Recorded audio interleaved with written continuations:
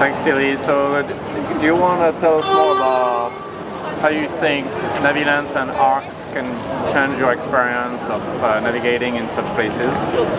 I think, especially like if there are more codes implemented on signs, it could change your experience navigating because you'd get more information about the world around you. I think maybe if it could be implemented with other apps as well. So if you could run Navilens alongside with like Soundscape Community or Blind Square, which are both navigation apps, and they could work conjunctionally together, I think that would be quite good. So you would be also getting other navigational information while Navilens was scanning for signs and finding those codes. Yeah, that's a really good idea. And I think that's something we could do at some point. How would you explain the value or the experience of having a headset compared to having to hold your phone in front of you to someone who's not familiar with the experience? I think if you're a cane user, you always like a free hand just because, especially if you are walking fast through a train station, things can come up, or a hand to like open doors or get your ticket out of your pocket.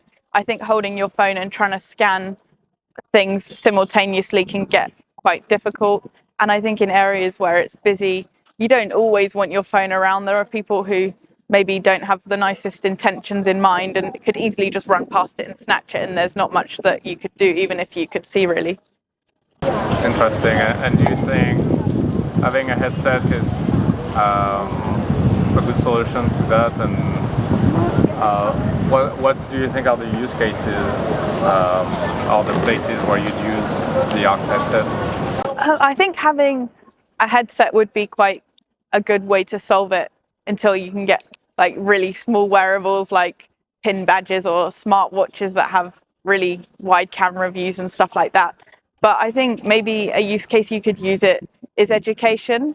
So like if a lot of magnifiers and stuff, the cameras are quite low. So if you're sitting down at the back of the class, you might not be able to see. So being able to take a picture with the headset and having like the information transfer to your Android-based magnifier or even your Android-based note taker if you were using a Braille note taker, so you could read that information that was put on the board in front of you like every other student. I think that could be a really useful case.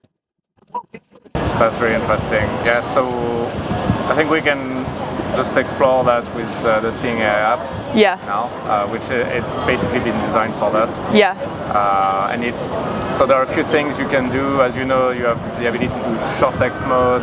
So if you look around, it's just going to pick up all the text it can. Yeah. Then you have the scene description, which allows you to have a brief scene description once you press the circle button. Yeah. And then you can long press the triangle button to get more info. Yeah. And then you can even ask a question about the description. Okay. And the descriptions are generated using GPT-4o. Yeah. So it's really detailed descriptions. Yeah. It's quite interesting. And I think, and then you can also, there's the person mode that's gonna tell you how many people are around. I think there's too many people around here. Yeah. For it to be useful. Okay. But yeah, let's have a go and see how it goes. Cool. That sounds like